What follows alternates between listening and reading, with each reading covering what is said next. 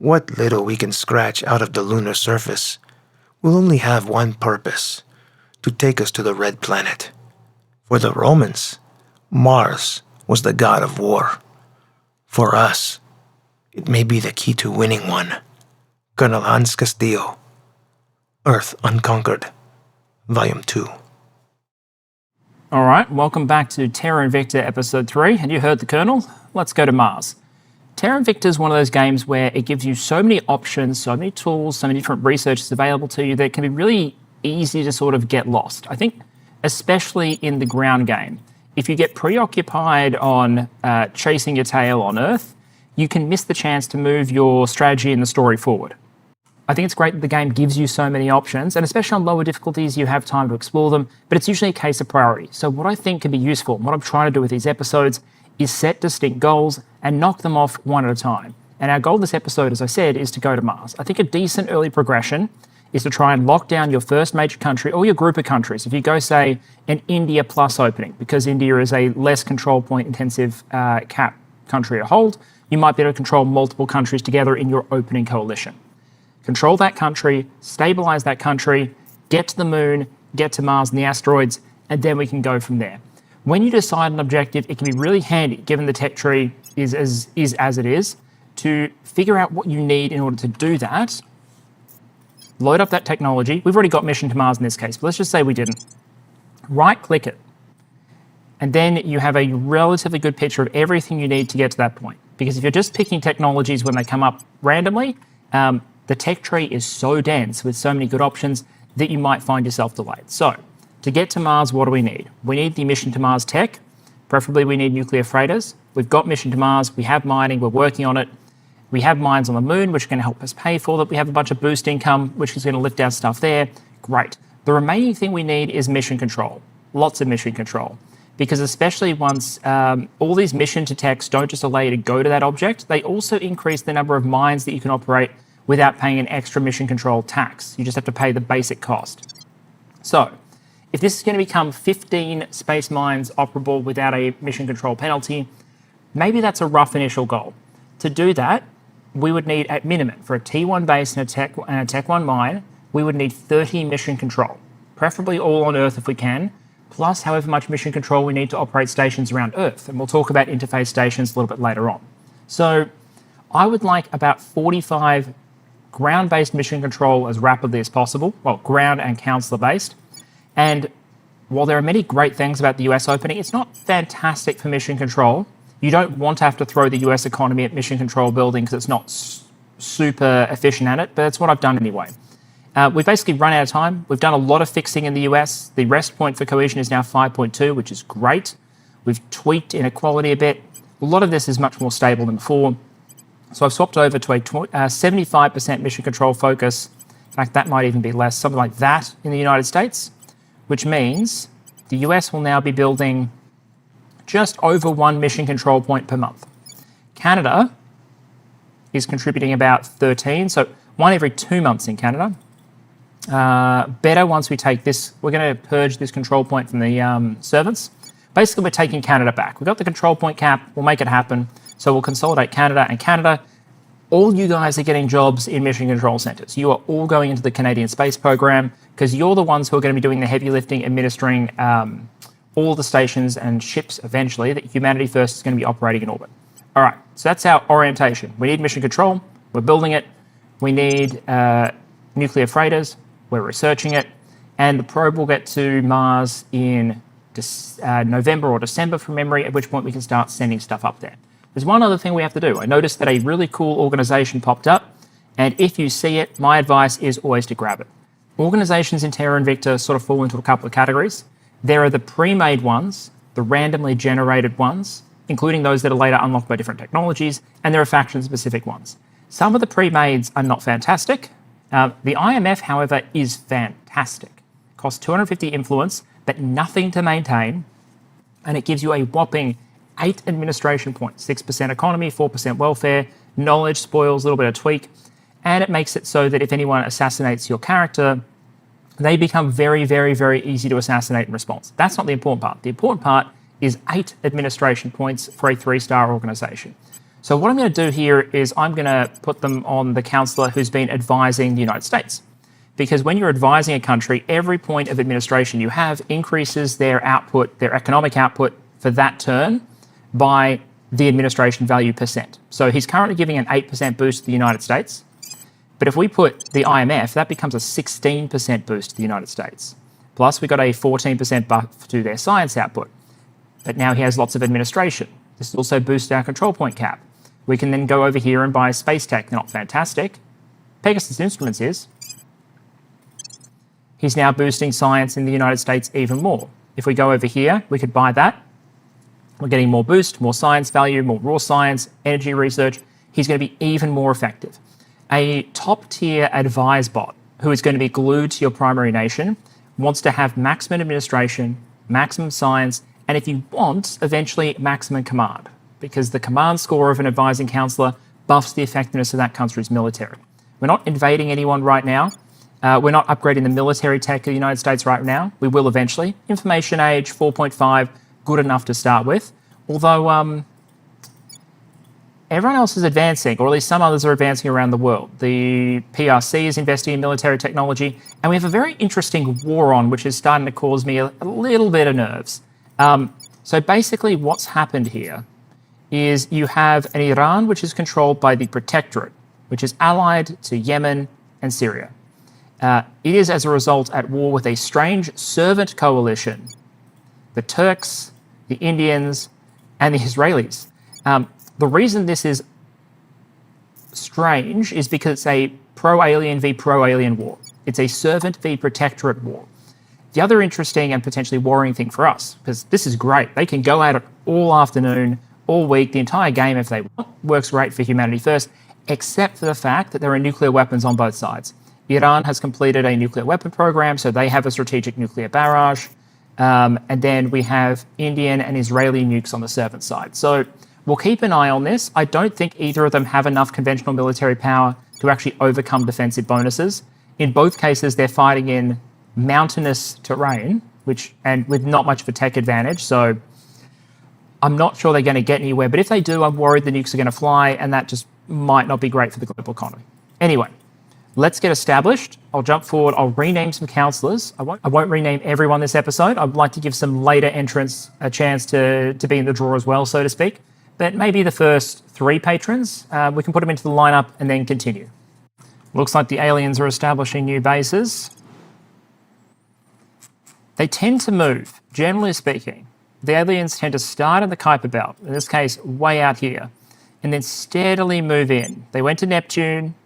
They've taken one extra step in now, which means steadily, or pretty quickly actually, you end up in a situation where the aliens are masters of the far reaches and the outer solar system, whereas we're present. I won't say we're masters yet because we have no military capacity, but we are present in the inner solar system. We have Earth, but I would also put Mercury, Mars in that category, with the asteroid belt as critical potential contested territory. And then Jupiter has a strategic significance all of its own. But the aliens are moving along, and this is one reason why, depending on your difficulty, you're not in a mega rush, especially on normal, but the aliens are playing their own game. They are expanding their own economy, they are building bases, they are building ships, they're trying to carry out their own agenda. So, prepping for mission. There's a reason to keep moving, let's put it that way. Of Here we go. Would have overcome Advanced neural petty networks. divisions that plague humanity, allowing them to call out as one voice. We should therefore use all the means at our disposal to demonstrate that we too I like Hans are interrupting united and the harmonious Chancellor race. there. Chancellor Li Qingzhao. Archival footage from the International Model UN debate. I love that this is a MUN. That's hilarious. Okay, so advanced neural networks. I'm picking up computer science technologies there. We didn't get control of the point, but I'm happy with that coming along because we're getting really, really deep bonuses to speed on computer tech at the moment. And it's a case of one of those technologies that is useful later, and it has hidden benefits. One, and there it is. Thank you for proving my point, although it's not a fantastic one. Anyway, there are a lot of organizations, as I said earlier, that are tied to, or that can only generate after you have specific technologies pop. Neural networks is one example I do know. There are plenty that I don't, and I think that's part of the mystery of the game.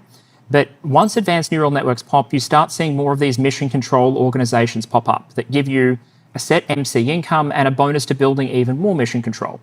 We don't want to use these long term because it's taking up an org slot that could instead be stat boost, research speed, whatever.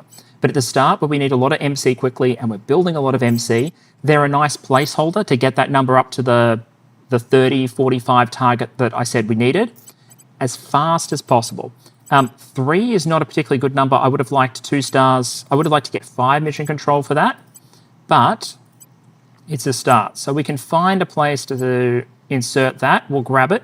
It is very expensive, but we're going to buy a couple of these, and then later on, we're going to sell them to the AI for a significant profit. 15% social science research is also massive. I can afford both of those. I just need to find a spot for them. You can let me do that in a moment, but first, welcome. Cleaning things up. Tallis is our scientist now. We'll be ready for new orders. Audrey Grove is our activist. Cleaning things up. And Nick Johnson is our executive. I'll save the names on bases for when we get to Mars because it's much more significant than Lunar in a lot of respects. The big one being yields. The main difference with Mars, between Mars and Lunar, is just how efficient your mines are going to be there.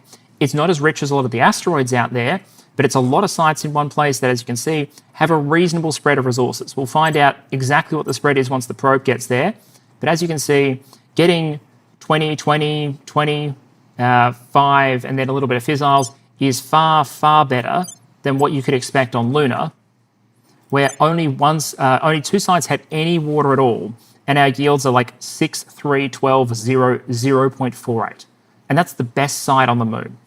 The moon has some stuff, and it can help you get to Mars. But Mars and the asteroids is really where those early game yields are at. So let me do some organization shuffling. Cleaning things up. Grab the MC one in particular. I'll be back in just a second. And that's interesting. I did get those organizations assigned, by the way, just a little bit of shuffling. We've started to probe some of the Mars-related asteroids. We're arriving there before we get to Mars itself, and this one is already interesting. Now, in normal playthroughs, I've tended to avoid asteroids for 2 reasons. One, they're kind of overpowered, or at least they have been in previous patches. And so they're one of the sort of soft house rules. I don't like hyper-optimizing the tech tree. I don't like going after really powerful asteroids in a normal playthrough. Save that for the really brutal runs. But this asteroid is not stupidly overpowered and still very, very interesting. And it can demonstrate just how valuable these things can be early on. This is an asteroid that is... how long to get there? 261 days to get there. However, in just a couple of days, we'll get nuclear freighters, which will make that better. There's no water or volatiles on the asteroid. Not surprising. It's a dry, stony asteroid. It's got a little bit of metal, about the same as our lunar deposit. Nothing impressive there. But a little bit of nobles, and most importantly, almost 15 fissile material. We're making 0.47 at the moment from our 2 facilities on Lunar. I'm not sure what the Mars will have to offer, but I'm guessing probably not that much, at least not in many locations. So I think it's worth launching an outpost out this way. Yeah, I'll do that as soon as nuclear freighters pops. 16 October. There we are, nuclear freighters. Accelerates the delivery of HAB modules by 18% and reduce the boost cost of sending material from Earth beyond LEO. Transport using boost will calculate cost using an exhaust velocity of 10 kps. We'll change the tech in a moment, but if we go back to our lovely asteroid now, 226 days and 5 boost. Wonderful. Let's found that outpost, because fissile material is important. What are we going to get for solar collectors here? 12 solar collector power. Great, so we'll build one of those. And as you can see, the boost cost here is much lower. This would cost 75 boost to send all the materials from Earth, or it'll cost 3/4 of a boost point and $13 if I send the resources from our stockpile instead. 21 metal, 2.7 water, 2.7 volatiles. Send it. Fantastic. In June 2028, that'll come online. It'll produce a little bit more metal, but most importantly, our first nobles and our first serious amount of fissile materials. Awesome. That's a decent early find. Once we get missions to the asteroids in November, we'll send out a bunch of probes to those as well. but it's going to take time. The probes will need to arrive, they'll need to complete their scan, then we can send that to base. This is an asteroid we have already surveyed with a decent yield. By the time the probes are arriving at the other asteroids, this one should already be mining. So, decent early pickup. I think what we might also do at this point, even though we haven't quite got to Mars yet, because Mars is not the right transfer window, is set up our first Earth stations at this point. So if you go to the Orbits tab, you'll see there are lots of orbital slots available in low, medium, intermediate, synchronous, high, and extreme Earth orbit. Stations built in low Earth orbit, these are interface orbits, can give bonuses to the planet below. So they're actually relatively useful real estate. There are already 6 stations in Earth orbit. Exodus starts with Tiangong. The Academy starts with the International Space Station, and then there are 4 others that have been built, one for the Protectorate, Resistance, Initiative, and Servants. We're actually going to want the full set of bonuses, if we can get it. But if we go Lab, Solar, once the T2 orbital's finished, which is not that long, they're coming along in December, we can put a lot more of these up there. Each of those xenology labs, every type of lab in interface orbit has a unique bonus. For the xenology labs, it's +1 bonus to alien detection up to a maximum of 9, plus 10% research speed on xenology research, which is huge. So we're going to want 9 of these things to make it so we can finally detect the bloody alien operatives that we know are on the planet, and have a word with them about coming to our planet without permission. Or, since we're humanity first, maybe object to some of their other great crimes, like breathing while being an alien invader. It's somebody else's. There you go, mission to the asteroids. It's somebody else's. Sooner or later, they'll use it against us. That's why we have to take it, whether we need it or not. Colonel Hans Castillo, 5 moves ahead. Now, there are 165 asteroids that are unlocked for prospecting by this, which would cost us 80 boost and 250 cash to probe. We might wait for our shipyard to finish. Also, we don't want to probe all of the asteroids straight away. What we do want to do, though, is go out to the solar system menu. We'll order everything by, let's make sure we go for the main candidates for some of our main materials, because each of these is like 0.3 boost, easy. Let's probe all these metallics that are showing up as having potentially a lot of nobles. There's not much we can probe here in terms of fissiles. Volatiles. Looks like pretty slim pickings, but let's fire off a few here. They're not that expensive. And then water. The main one I'm looking for here is already been probed, which is Ceres.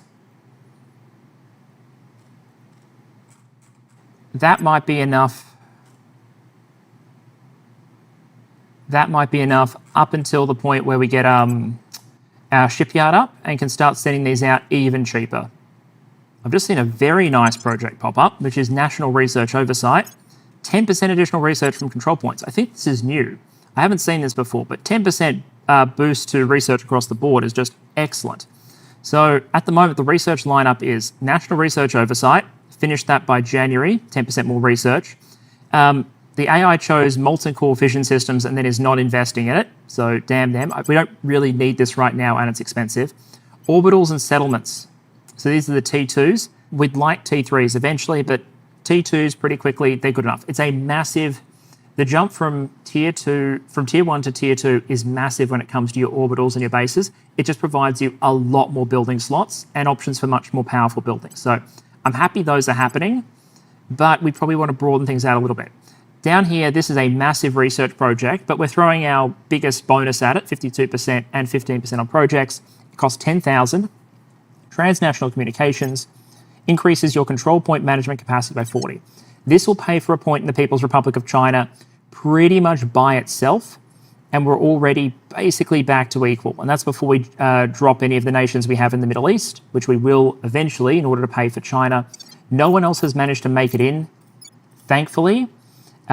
We've slowly edged up our popularity, but it takes a lot of turns. We fail most of the time. So we're just sort of steadily incrementing our way up, but we will get there eventually. Also, We'll be ready for training new orders Audrey. soon. She's only Persuasion 12, but that's because I've just swapped out her organizations. It's going to take until the turn cycles for that to count. But she's actually going to be at 14 because of ISIS strategic relations. And then we'll get her another point. We'll re-equip one of our other persuasion orgs that we have in reserve to see a foundation. That'll get her to 15.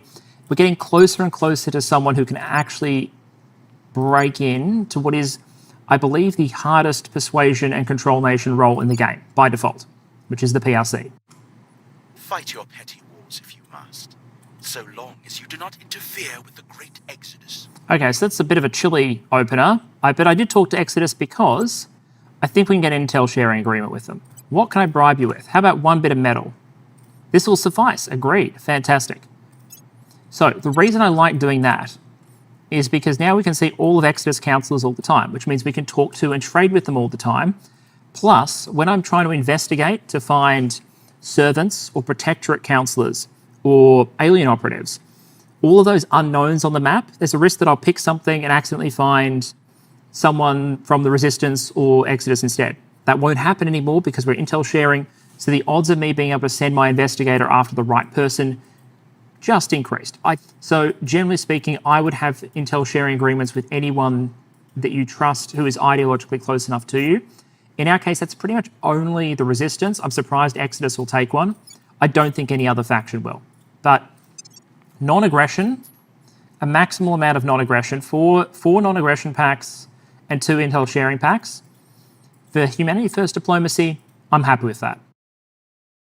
And there's the moment. Okay, probe arrives at Mars. We're going to stop here for a moment.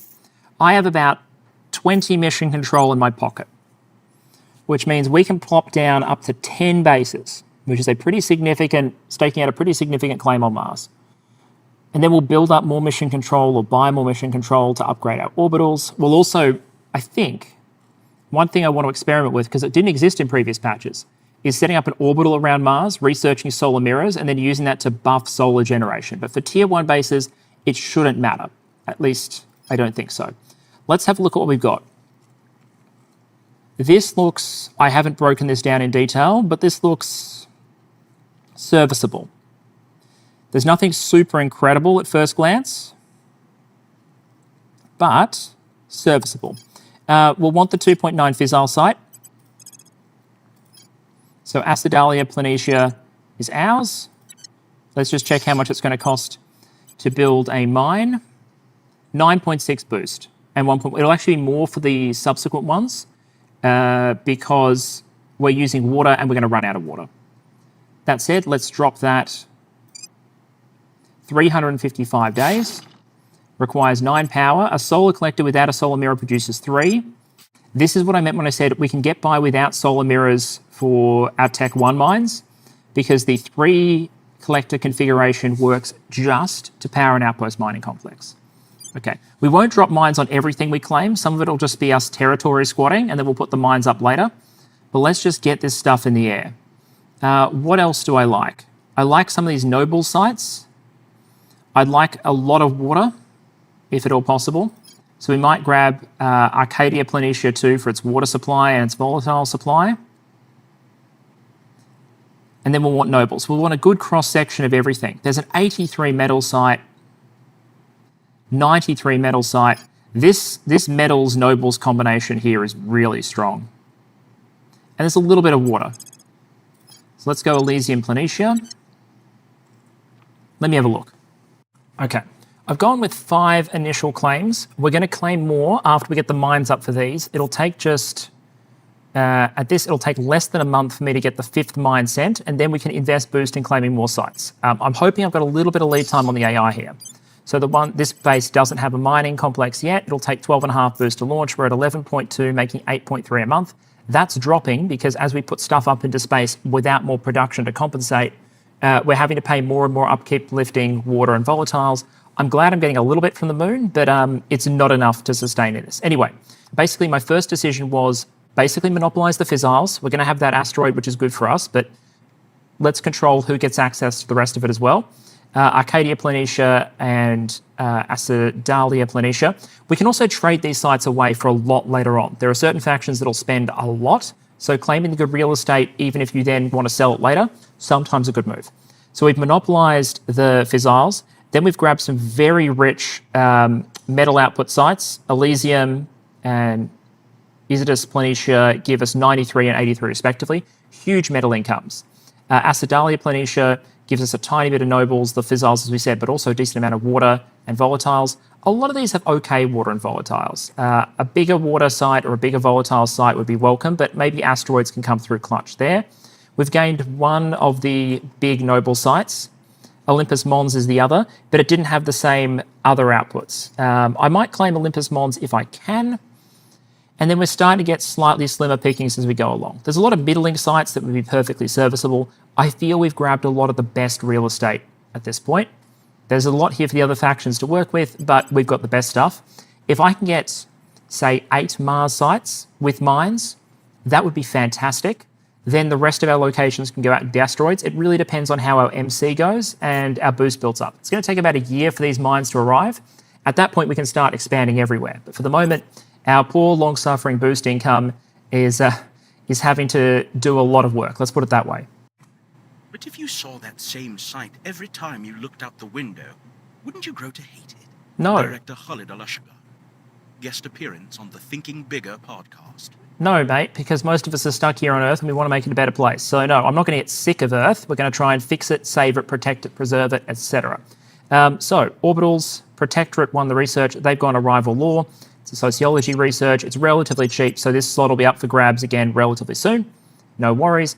The more we juice our research with things like National Research Oversight, the more we can take over these slots. At the moment, we're on track to take 2 eventually, Molten Core and Settlement Halves. Awesome. Let's send the mine. And then we'll send the solar collectors in a week or 2, once we've got the boost for that, and then we can claim site number 6. Yeah. Okay, that's National Research Oversight done. We need to do Alien Origin at some point. We need to do solar mirrors at some point. We need to do a whole bunch of stuff at some point. Orbital core is interesting. Allows faction to fund. This is very cheap. It allows us access to the skunk works, the solar array. This is our tier 2 orbital. So I think we don't need to rush it though. I'm going to equalize these. So in February, it's ages away. Skunk works would be really handy because this will be done in like 2 months. This will be done next year, but it is 40 control points, which we're going to need for the jump. So I'm going to keep working on it. Let's punt out this pretty quickly. And then maybe if we're going to have tier 2 orbitals, we might want to think about those solar mirrors in order to boost up the situation around Mars. And then there's a whole bunch of other ones that we want to grab as well, mostly for Earth interface orbit. So the rest of the tier 1 laboratories would be good. Military Science Lab, Energy Science Lab. There's a lot of stuff. Social Science Lab. There's a lot to research. All right, 2 bits of good news. 1, Audrey, fantastic roll. I've been rolling 32% chances in China, failing most of them, but she's just landed 1, incrementing us to 28% public opinion. And then I'm thinking we get to claim another site. So all 5 are now building their mines. We get to claim a 6th, although it won't get a mine straight away. I'm thinking Tharsis Montez, because a lot of our other sites are quite weak on volatiles income. It's just that little bit stronger while still giving us a little bit of nobles, a little bit of metal. So I'm thinking we claim that one. That's a nice 6, so 6 bases on the Mars, 2 on the Moon, 1 asteroid base. 9 so far, out of a target 15 early. I'll take that. 25% bonus to production at one of our 2 lunar bases. Which one's this? Is it the shitty one or the good one? We found something. It's the one that only produces metal. And I still think the AI hasn't managed to... Oh, no, we've got the first claimants arriving. Exodus is landing. But we should be able to get another base down before anyone else does. So Exodus has claimed this one here. Interesting, they've gone for one with very little metal output, but they've grabbed the most water that was still available. That makes a degree of sense. You need at least some serious water production, and I'm the only one who was able to grab any reasonable amount of it on the Moon. The other place to get water is you go out to Ceres. We've sent a probe out there, Expanse style, but no guarantees. So, when does our... Let's go solar system. When does our probe get to Ceres?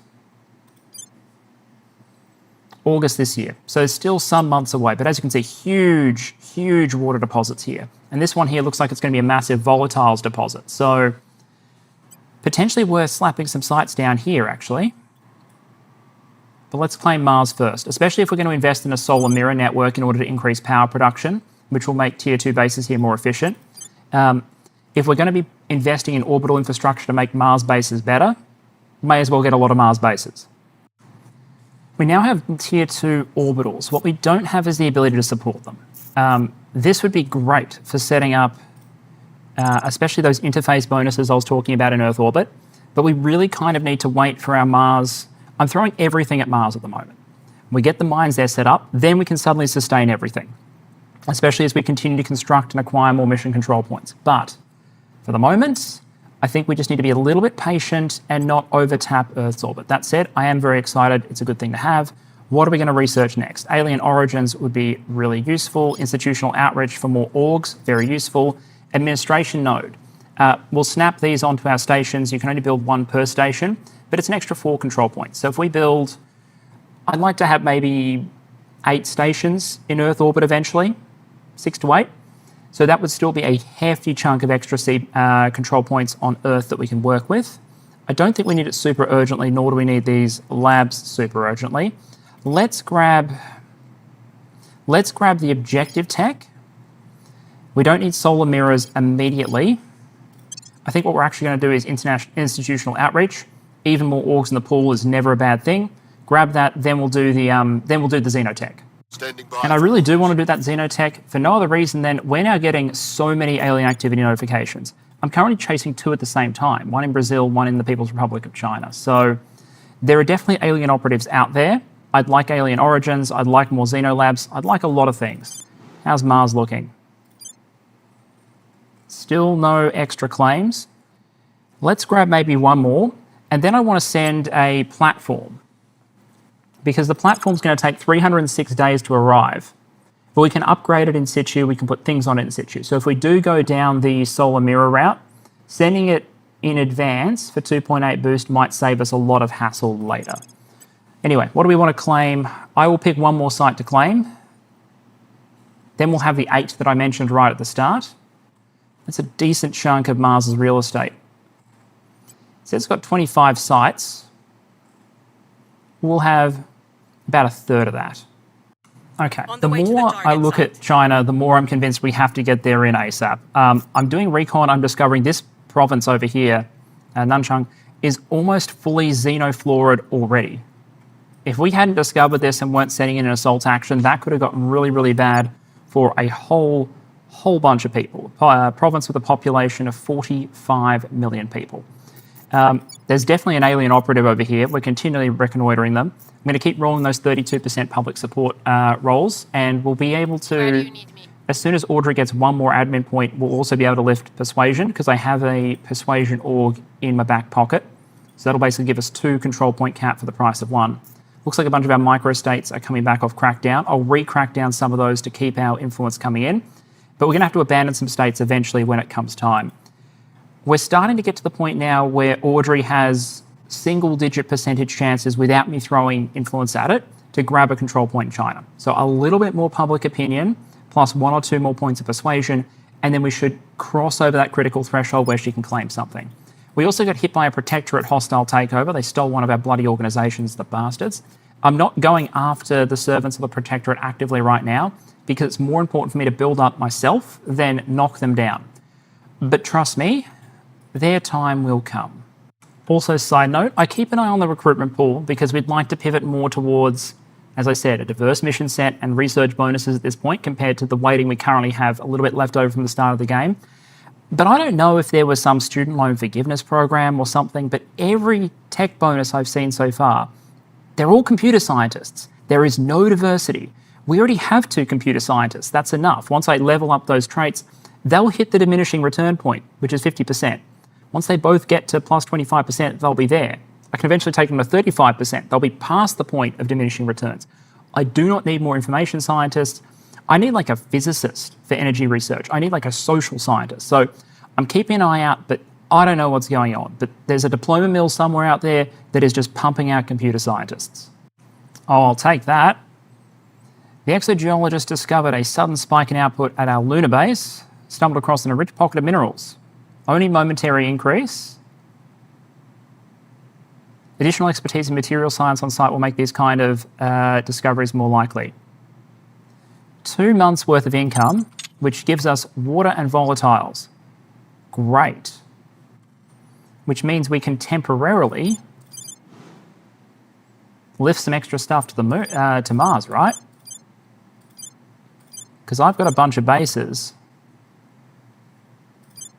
that don't have mining complexes. Yeah, so I can temporarily fire this off for basically no boost.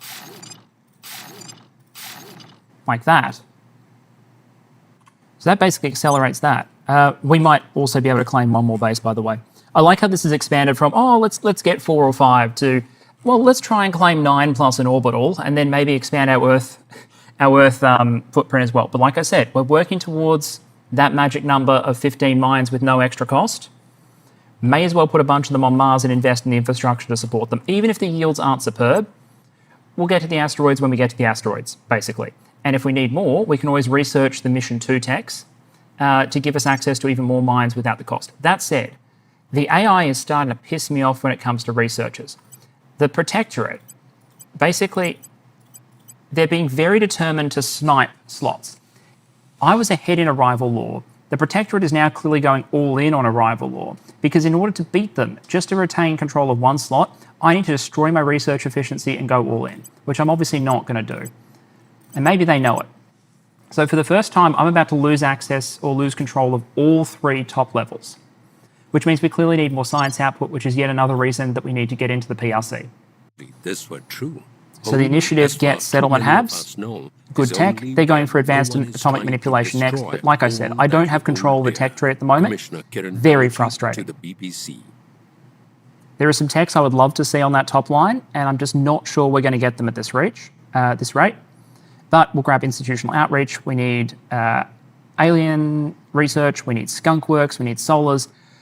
You can never have, especially early on in the game, you can never have enough research points. We're only 2 years in, but I'd like to pick up the pace if I can, and to do that, we need to start grabbing these. Oh, look, another computer scientist that we absolutely will not hire. Brilliant, gentle snake men suddenly crawled from the desert. They would have no rights, no protections. Any idiot with a rifle could turn a miracle into a pair of boots. Commissioner Kiran Banerjee on BBC Newsnight.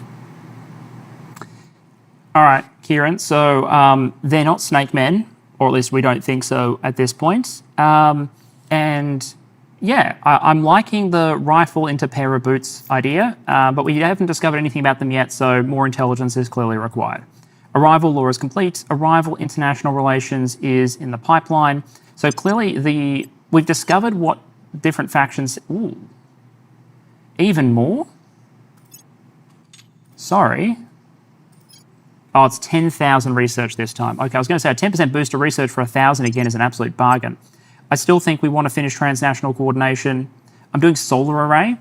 I've got some Xeno labs coming up, so just for a little bit of efficiency with the bonuses, solar array, then Xeno, then Skunkworks probably, and then we're upgrading to tier 2. I'm saving up a little bit of boost because my next step is I want to throw up another mine to one of the Mars sites we have claimed but not mined up. Let's see how the land grab is still not proceeding particularly frenetically. We have 9 sites. Exodus has 2. No one else has arrived yet. I'm happy with that. I mean, before we know it, we'll have our probe arrive at Ceres, and we'll have a decision as to whether or not we want to slap down some stuff there, or whether some of those asteroids that we sent probes to earlier might be a better bet. But I'm thinking I don't want to overcommit to Mars real estate. We're running out of good Mars real estate. Of course, we always do have that option later on if we need more real estate. I find you have great results sending Marines in to negotiate real estate acquisitions for you. They always seem to come out with it being basically free. All right, I think we're about to pull a bit of a strange maneuver here. Audrey, as we said earlier, is our activist, which means she's eligible for a criminal upgrade. Most of our other characters either already are government or only have government. We originally abandoned this because we're like, oh, we won't use Audrey for investigation or espionage, but I think maybe we do, and here is why. Costs us 200 cash, 50 influence, 20 XP to go criminal. We do that, great. She can now no longer go government, but that's okay. There's this criminal organisation over here, though, called the Sphinx Organisation. And for 675 cash, which we can readily afford, it gives us 46 cash a month for ops a month to security, which she needs because she's always going to be highly visible. Hostile takeover, defend interest, surveil location. Surveil location's interesting. I don't think we have much of that at the moment. But most importantly, 6 administration and 15% spoils. We buy that, and all of a sudden she's also now got more space in her roster. She can pick up 3 additional points, which means we can equip Agrippa for 2 persuasion, go into our reserve, equip Desir for 1 persuasion, meaning as soon as the turn cycles and all of that equips, her persuasion should jump up to 19, at which point I'm pretty sure we can go into China. All thanks to this criminal organisation having fantastic administrative capacity, apparently. And that 15% spoils, that's going to go straight into the oil money that we're pulling out of the Middle East. In fact, I think, at least temporarily, we can go even more crazy here. Aquarius capital is extremely expensive, 2.8 thousand cash for 5 administration, and you bleed an extra 25 cash a turn. Not great, but desperate times, desperate measures. We'll get to 744 cash, we'll buy Palladium Strategic Relations, and that'll juice her to 22 persuasion, at which point she's useful not just for breaking into the PRC, but also starting to potentially turn those double agents. We're starting to talk about serious money at that point, or serious persuasion at that point. So we might be able to flip a servant and a protectorate counselor. Remember, 25 is the max, so 22, very serviceable. And I think that's our first asteroid base going up. Never were sunlight and shadow so starkly defined as on this lonely, airless island hurtling through the cosmos. Its riches await. 500 research points, 100 influence, I'll take it. Although I don't think the mine will be up just yet. That'll finish next month. Okay, so that'll give us a great boost of fissiles and also our first nobles income. We'll still be deeply negative on water and volatiles, and we're going to get even more so because I'm about to fire off another mine to Mars, just so it arrives ahead of the rest. And then we'll think about maybe doing some more orbital work in Earth, really building out that orbital infrastructure. My problem is not controlling the global slots has blocked me from 2 things I want. One is industrialization of space. Talk about that when I get it. And the other is to work towards the technology that will enable us to bring in another counsellor. I'd love to have 1 more member of my bench, both to give us a little bit more options on our mission set, maybe another science bonus, not computer science preferably, and also just more control point cap because we desperately need it. All right, here we go. Investigate returned abductees. Our counsellors have independently confirmed that the returned abduction victims are now spying on local government, military and police affairs. None of the returned abductees have any previous interest in the history of espionage. Now all of a sudden they're conducting surveillance, leaving dead drops and cooperating with the abductees. So yeah, the aliens have probably gotten to them somehow. We've managed to intercept and detain several in the middle of these missions. Even when caught red-handed, they deny all involvement with the kind of intensity you'd expect of a hardened operative. Something has changed these teenagers, office workers and farmhands into spies, terrorists and agitators, but what? Hans, I'm going to bet that's the aliens. Yeah. Our presence is growing. Oh, there we go. Fantastic, Audrey. As you can see, Audrey is rolling a 48% chance to take over points in China at this point, which is fantastic. But now that we are at 2, we are hilariously, hopelessly over our control point limit. Let's go double Unity. I'm just using Unity at this point as an extra sort of crutch for our public relations, but I'm having to pay 40 control point cap for each and every one of these points. So let's come up with a plan on how to afford this. Transnational coordination, be finished in November. That gets us 0.3. Eventually an extra counsellor gets us, and plus levelling everyone else, that would get us to 0.4, which means we need a whole bunch of orbitals, sort of gets us to 0.6. It's going to be a slog. Getting all of the People's Republic is going to be a slog, but we've already started extracting resources from it, which means once we're in, hopefully no one else can take it. And since there are alien operatives active, I was really worried that they were going to enthrall the leadership. More on that later. I was really worried that the Xeno operatives were going to be able to set China up to be taken over by the servants. Hopefully that's now not going to happen. And we can leave the servants in guerrilla war India which as a result is not particularly productive. Maximally fragmented, guerrilla war. It's ugly over there, even though I believe they declared peace in that forever war without achieving anything. Anyway, we need to save some control points. After all the looting, I think it is time. Let's repair Qatar like that. End the spoils. We burned it pretty badly. Abandon. Okay, that solves a very small part of the problem. Kuwait. Kuwait is an extra 12 control point limit. I think we have to do the same thing here. You can fund the environment and start to rebuild the inequality in the country. Okay, well, we're at least positive on influence now. It's ugly. I've abandoned everything else. I can't abandon Canada because Canada is absolutely critical to our space program. It's accounting for 11 of our mission control. We would be negative if we got rid of Canada, and it's still building. So I think the better approach is to build up Canada. Absorbing it into the United States would help, but we don't have the technology for that yet. So I think we're just going to have to make do, being horribly over, try and bring in more organizations to raise this and limit the damage somewhat, because at the moment, the enemy is receiving a significant bonus to crack down our points. So we'll just need to defend everything and hold on. But 2 points in China, I'm kind of happy. Let's increase public opinion with a little bit of unity investment and then go from there. I stand corrected. We didn't have alien operations. It is now available to research. Let's finish. Alien operations is super cheap. I thought when I was doing alien origins, I thought I was doing alien operations. So from memory, I don't think alien origins is as critical as alien operations. So that's what we're going to go with first. That'll be finished really quickly, like less than a month.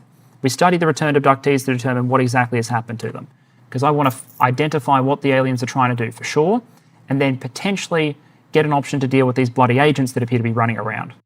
There goes our first asteroid mining complex. 5.4 nobles now coming in. Not bad. And there's alien operations. Unhelpfully, domestic law enforcement tends to close investigations once apparent abductees return. This thus fall into our operatives to follow up the many rumours of erratic or aberrant behaviour among the reappeared. Concerningly, investigations and interviews strongly corroborate these reports and indeed suggest the true purpose of the alien abductions is something more than mere research and experimentation. Allows detection of alien operations. We update our estimate of what the aliens think of us. That's the hate bar over here. Update the codex with new information. And new projects, global listening network, and publicised alien threat are now available. The enemy is infiltrating our society, turning our people against us. We can trust no one. We can trust no one. We've completed the research of their operations objectives. It's clear what we're facing is nothing less than all-out invasion. The aliens have some way of subverting their captives that leaves them under alien control. Countries in which the aliens have been active are seeing rapid upswings in pro-alien and collaborationist views. People of influence, politicians, celebrities, media personalities, are suddenly changing their views and agitating strongly for pro-alien policies. The process is frighteningly fast. So what you get in the idea is this is not a traditional alien invasion. Clearly what they are trying to do is subvert us. That's coming through in the story pretty well. The process is frighteningly fast. So what you're getting at this stage is the aliens aren't here to like rain fire from the sky for whatever reason. They're clearly trying to get into human society and subvert it from within. Potentially a very resource-efficient process, considering all they've done so far is send a couple of operatives and crash a couple of ships.